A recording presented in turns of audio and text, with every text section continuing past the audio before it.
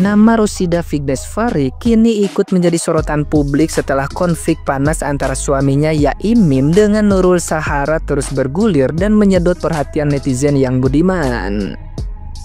Sosok Rosida yang dikenal sederhana, tenang, dan jarang muncul di depan publik justru membuat banyak pihak penasaran dengan latar belakangnya. Awalnya, perselisihan antara keluarga Yaimim dengan Sahara dianggap hanya persoalan kecil antar warga. Namun, situasi berubah setelah video Yaimim berguling di tanah saat bersih tegang dengan Sahara viral di media sosial.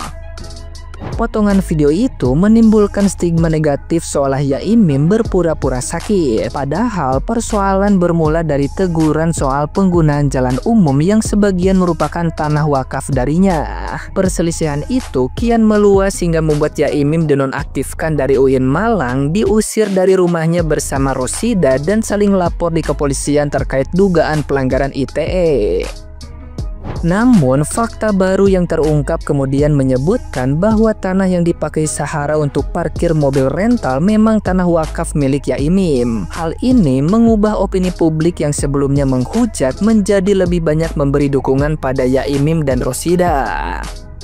Di tengah situasi panas itu, publik pun mulai mencari tahu siapa sebenarnya Rosida Vignesvari. Berdasarkan catatan, ia merupakan seorang muslimah yang baru saja menunaikan ibadah haji pada 2025 bersama ibundanya Haji Nurjanah Bajuri.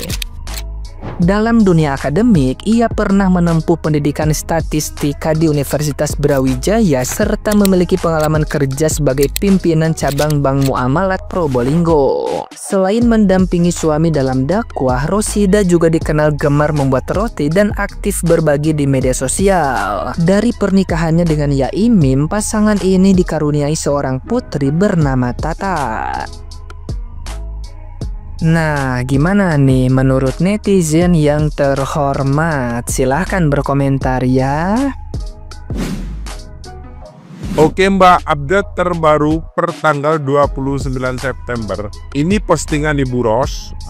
Beliau sebenarnya udah nggak boleh posting lagi sama Denny Sumargo setelah dia podcast. Tapi karena beliau merasa diserang terus pribadinya dan masa lalunya, akhirnya beliau posting lagi deh masalah ini. Saran saya untuk Ibu Ros, mending ikutin aja arahan dari Denny Sumargo. Takutnya jenengan nggak ikutin Denny Sumargo, nantinya Denny Sumargo kecewa sama jenengan dan nggak jadi ditayangin podcastnya. Berimbas itu menjadi senjata bagi mereka untuk menjatuhkan Anda, untuk ngomong bahwa Anda nggak layak dibela. Tapi untuk netizen, kawal terus kasus ini ya. Terima kasih. Ini maraknya pemberitaan tentang Yaimim dengan Sahara, Ibu Sahara ya. Ini memang lucu itu ya kan. Yaimim ini pemilik rumah dan sudah ber-KTP tentunya di tempat tinggal itu ya, sudah warga di tempat itu. Dia mewakafkan tanah di samping di kompleknya situ. Kebetulan datanglah seorang pengusaha rental ya, namanya Sahara ini, ngontrak loh, kontaknya dia ngontrak di situ ya tentu mengganggu ketertiban masyarakat. Tentunya Pak Yaimim sendiri ya, bagaimana tentang parkir mobilnya yang belatak sembarangan gitu. Cuman yang jadi sorotan saya yang lucunya, kenapa Pak RT dan Pak RW malah mengusir warganya sendiri, bukan warga pendatang. Nah, saya sih mengasumsikan aja sudah ini ya, ini asumsi saya, sudah pasti pengusaha rental ini sudah memberikan jatah bulanan, mungkin uang kas kepada RT dan RW, jadi itu dianggapnya sebagai masukan buat Pak RT dan Pak RW, makanya dia berani mengorbankan warganya, yaitu Pak Yaimim yang mewakafkan tanahnya itu juga untuk kepentingan umum. Ini gokil memang negeri ini, makin gokil. Baik, terkait hari ini yang lagi viral di Malang dari perumahan Depak Jayogren Lawa Waru ya, Kota Malang, Kelurahan Mercosari. Perseteruan antara Yaimim dan juga seorang perempuan bernama Sahara, pengusaha rental. Saya menyikapinya ini karena sudah viral, jadi saya turut memberikan komentar bahwa Yaimim itu adalah seorang ulama ya, dan kale-kale. Ia ahli tasawuf, ideologi yang toka api filsafat. Ya, sedikit ilmuwan yang sangat tinggi sekali sehingga sulit meminat. Sebetulnya diplomasi terlalu argumen dengan iyo karena dia mengetahui saja yang rasa dari sama saya. Jadi yang ini sebenarnya berarti bersisi pihak yang benar. Ya, dari pantauan saya di media sosial.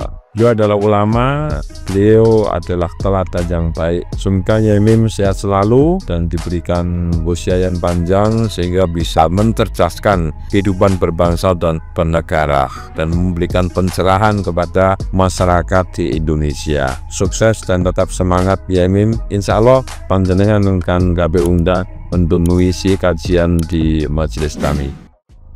Awal mula munculnya video viral soal Yaimin, dosen UIN sama Sahara yang berantem masalah soal parkiran, gua nggak mau langsung speak up saat itu karena yang gue lihat selama ini cuman POV-nya dari Sahara aja. Sampai akhirnya keluar podcastnya Densu, akhirnya gua ngerasa kalau ini tuh bukan hanya masalah parkiran aja pemicunya. Gua ngerasa masalah sebenarnya dari huru hara ini tuh masalah baju. Karena kalau hanya pure masalah parkiran, masa sih sampai tetangga, sampai RT, RW-nya ikut mempersekusi juga. Sedangkan Yaimin ini pemilik rumah yang sah. Dia itu bukan kontrak, bukan juga menempati rumah ilegal gitu kan. Di awal podcast ini, Yaimin ada bilang kalau saat suaminya nggak ada, itu Sahara ada keluar pakai baju yang minim. Sedangkan di dalam rumah itu ada yang namanya Agil, salah satu karyawannya. Sebenarnya Yaimin tuh nggak peduli juga si Sahara ini mau pakai baju apa gitu ya. Cuman kayaknya si Sahara ini takut banget kalau itu disangka yang enggak kayaknya. Akhirnya sebelum terjadi persepsi yang enggak dibalikin lah tuh sama si Sahara. Masalah Caimin di rumahnya mau nyuci baju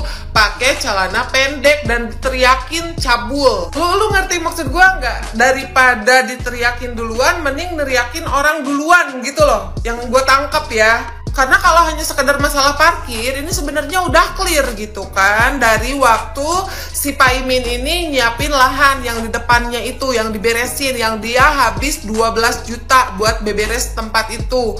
Meskipun sempat ada percekcokan juga, gara-gara si Sahara itu nggak mau nyumbang duit 1 juta. Coba deh kayaknya Kodensu harus undang RT, RW atau tetangganya nih, buat tahu masalah sebenarnya tuh apa sih? Apa iya hanya karena masalah parkiran aja? Atau ada masalah doktrin lain? Malah, kayaknya bukan pemilik di situ. Kan dia yang pemiliknya. Tapi seberisik itu ya, seberisik itu. Yang kemarin yang dia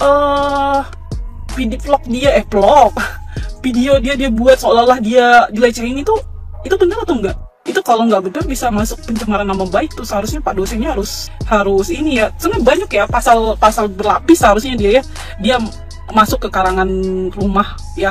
Udah masuk ke karangan rumah terus ini memvideoin ya, itu kan privasi ya seharusnya. Udah itu mengganggu ya warga sekitar ya. Penghasutan juga ya. Dia udah buat kondisi yang tidak baik, tidak kondusif di sekitaran itu ya rumah sana. Tapi dia nggak sampai di situ ya, sedendam itu nggak sampai di situ. Dia buat tuh si Pak dosennya itu malu sampai mahasiswanya nggak masuk itu ya, nggak masuk kelas si Pak dosen, sampai Pak dosennya ngundurin diri saking si mbak ini nggak tahu ya masalahnya apa, sedendam kesumat itu sama Pak dosennya. Udah itu nggak sampai di situ, dia hasut juga warga-warga sekitar untuk membenci si pemilik rumah ya, si yang ngontrak ya. Ini yang aku tangkap ya. Dan abangnya ini ya memang berisik banget ya, sumpah. Dari itu ya, di awal memang dia memframing dirinya dilecehin ya. Saya percaya karena kok gak mungkin bohong kalau dia ngomong langsung di depan itu. Tapi kayaknya makin kesini nggak ada ininya. Kalau memang dia dilecehin, kenapa nggak langsung lapor polisi aja? Kenapa harus video? Udah itu saya nggak ada ya ketemu video dosennya ngelabrak cewek itu. Rata-rata cewek itu melabrak Pak dosennya terus-terusan ya. Pokoknya nggak membabi buta lah ya. Udah itu RT RW-nya juga ikut campur gitu ya. Sampai akhirnya dia terusir dari tanahnya sendiri. Sedih nggak tuh? Gila nggak tuh? Nggak habis pikir ya, ada orang kayak gitu di Indonesia. Bukan di tempat Ono ya, yang itu tuh ya. Itu sih udah hatinya ya yang iri will itu, hatinya memang iblis. Kalau ini, astagfirullahaladzim, udah menghancurkan reputasi, nggak mau sampai di situ, rumah dia harus terusir dari rumahnya sendiri. Saya pikir itu tanahnya punya si mbaknya, rupanya tanahnya itu diwakafkan, yang pemilik rumah wakafkan untuk warga sekitar. Tapi si mbaknya memframing dirinya tersakiti sampai yang pemilik rumah yang terusir. Kasihan ya, udah nggak ada kerjaan lagi, rumahnya juga harus direlakan. Parah sih sebenarnya. Setidaknya kalau mau jadi pengusaha itu modal dikit lah.